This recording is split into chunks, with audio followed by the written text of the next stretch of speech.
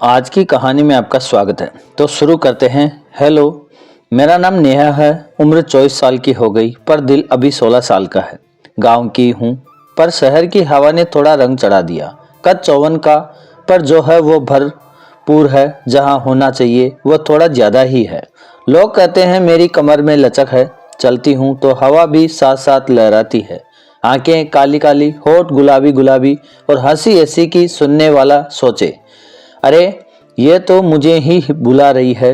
शादी नहीं हुई अभी पर दिल में एक आग सी जलती है, कभी प्यार की कभी कुछ और की।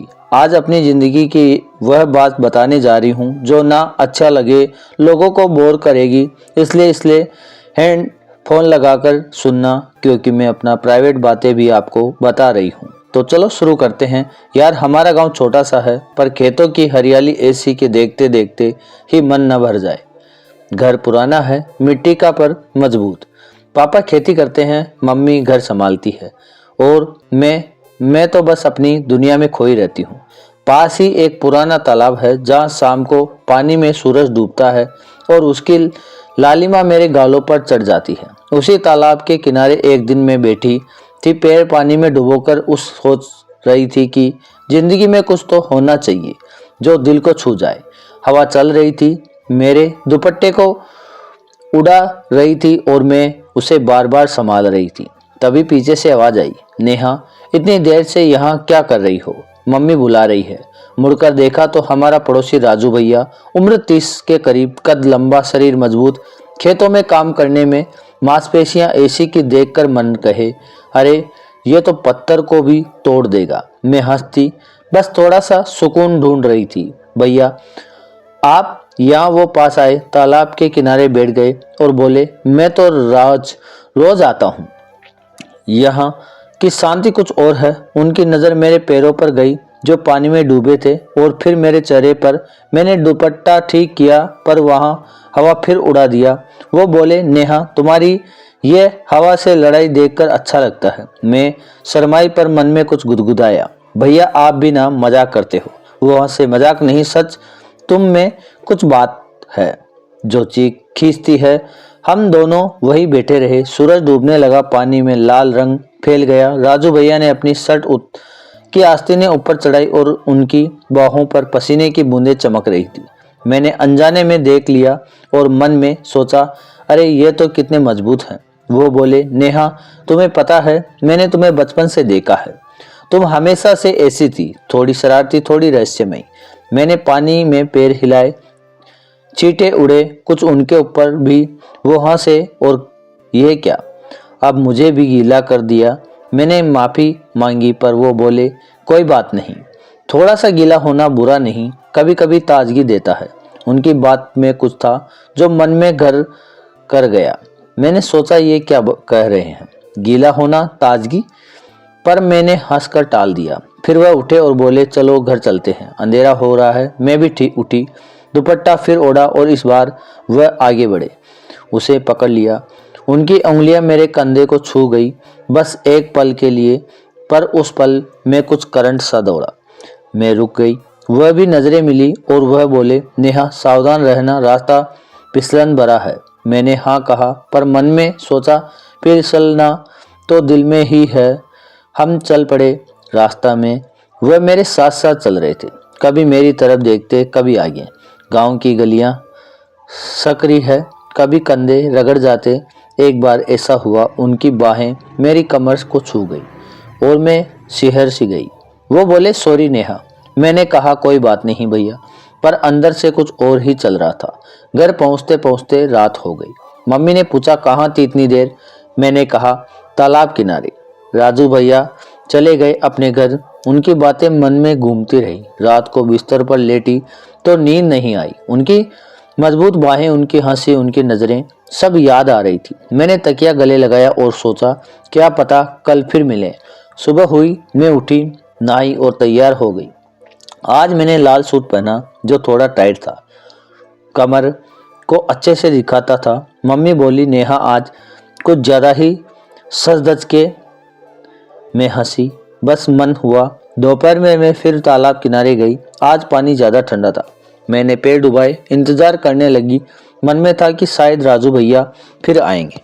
और आए, दूर से दिखे, हाथ में एक डिब्बा था। पास आए, बोले नेहा ये लो मम्मी ने बनाया है आलू के पराठे, मैं खुश हो गई। वाह भैया थैंक्स। हम बैठ गए, पराठे खाने लगे। उनकी उंगलियां मेरी उंगलियों से छू गई। जब पराठा तोड़ा वो बोले नेहा तुम्हारे हाथ कितने नरम हैं। मैं शर्माई, भैया आप भी ना। वो हंसे, सच कह रहा हूँ, खेतों में काम करने से मेरे हाथ तो रुकड़े हो गए हैं। मैंने उनके हाथ देखे, मजबूत पर कोमल भी। मैंने कहा नहीं भैया आपके हाथ तो बहुत मजबूत हैं। वो मेरी तरफ देखे, मजबूत किस लिए। मैंने बात घुमा दी, खेतों के लिए। पराठे खत्म हुए, हम बातें करने लगे। वो बोले नेहा तुम्हें शादी का विचार नहीं आता। मैंने कहा आता है, पर सही लड़का चाहिए। वो बोले सही लड़का कैसा।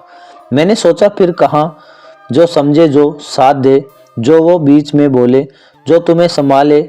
मैं हंसती, हाँ वही। उनकी नज़रें मेरे होठों पर थी। मैंने देख लिया पर अनदेखा किया। हवा फिर चली, दुपट्टा उड़ा। इस बार मैंने नहीं संभाला। वह बोले नेहा तुम्हारी यह लापरवाही खतरनाक है। मैंने कहा क्यों भैया। वो बोले क्योंकि कोई देख ले तो। मैंने पूछा तो क्या। वो रुक गए, फिर बोले कुछ नहीं। शाम होने लगी, हम उठे। आज रास्ते में वो मेरे और करीब चल रहे थे। एक जगह कीचड़ था, मैं फिसल ली और वो पकड़ लिया।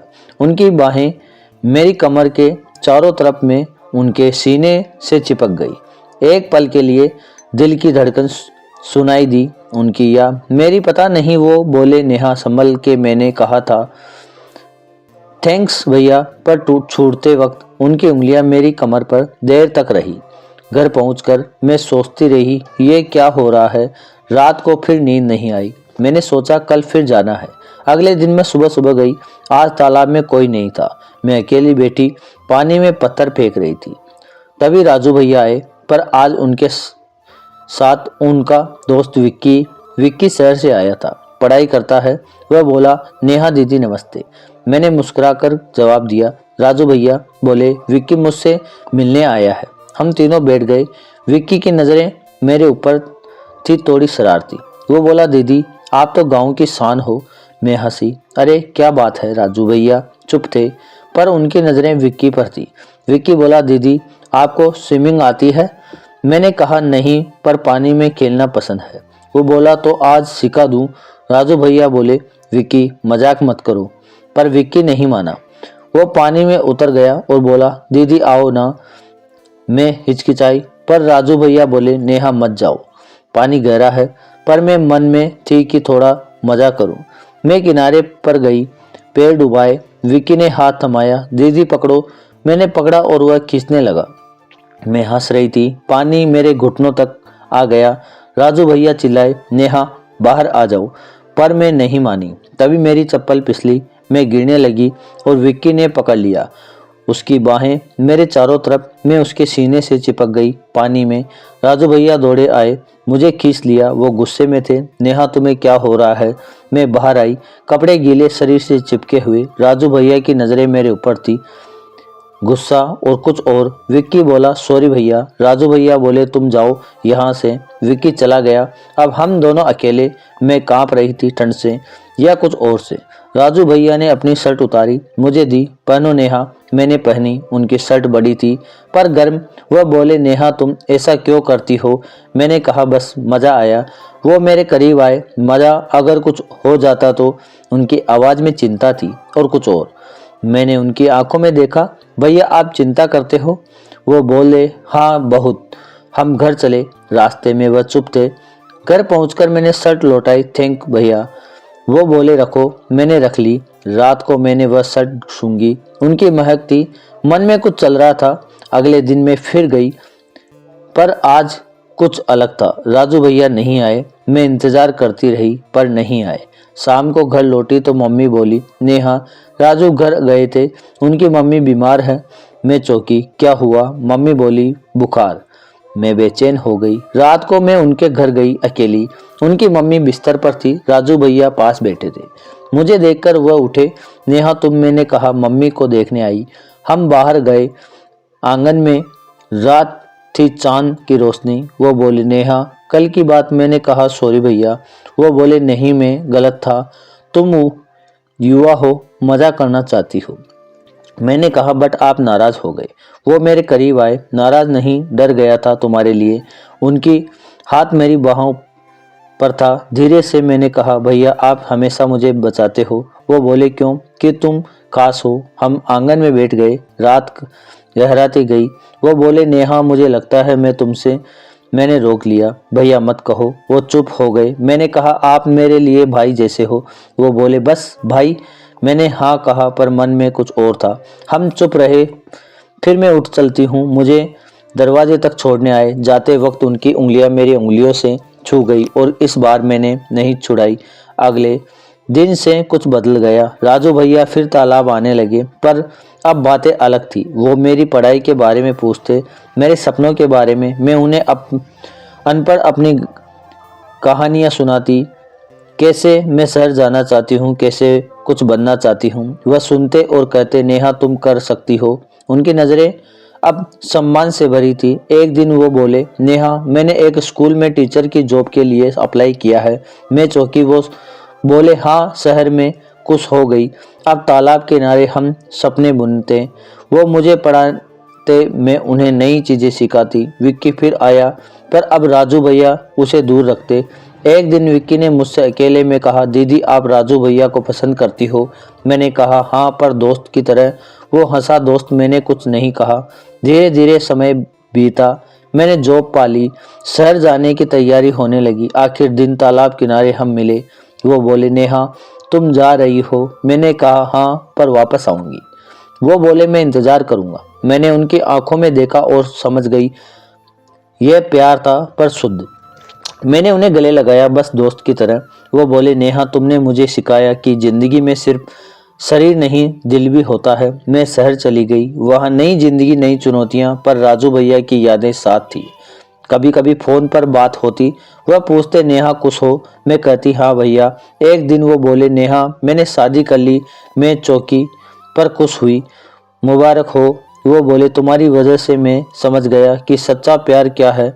आज मैं वापस गांव आई हूँ। छुट्टी में तालाब किनारे बैठी हूँ, वही पानी वही हवा। राजू भैया आए, अपनी पत्नी के साथ वह खुश है। मैं भी, हम हंसे बातें की, थोड़ा मसाला था शुरू में पर अंत में सिर्फ प्यार। मैंने चिट्ठी पढ़ी, हंसी और उसे पानी में फेंक दिया। फिर मुड़ी और राजू भैया की पत्नी की तरफ देखा। वह खड़ी थी मेरे पीछे, चिट्ठी की कॉपी हाथ में लिए। वह बोली नेहा ये चिट्ठी मैंने लिखी है। मैं चौंकी। आगे की कहानी पार्ट 2 में। तब तक के लिए चैनल को लाइक एंड सब्सक्राइब कर लो, बेल आइकन ऑन कर लो जिससे आपको पार्ट 2 मिल सके, और कमेंट में पार्ट 2 लिखना ना भूलें। मिलते हैं आगे की कहानी में, तब तक के लिए धन्यवाद। और इससे भी अच्छी अच्छी कहानी आपको मिलती रहेगी, इसलिए सब्सक्राइब कर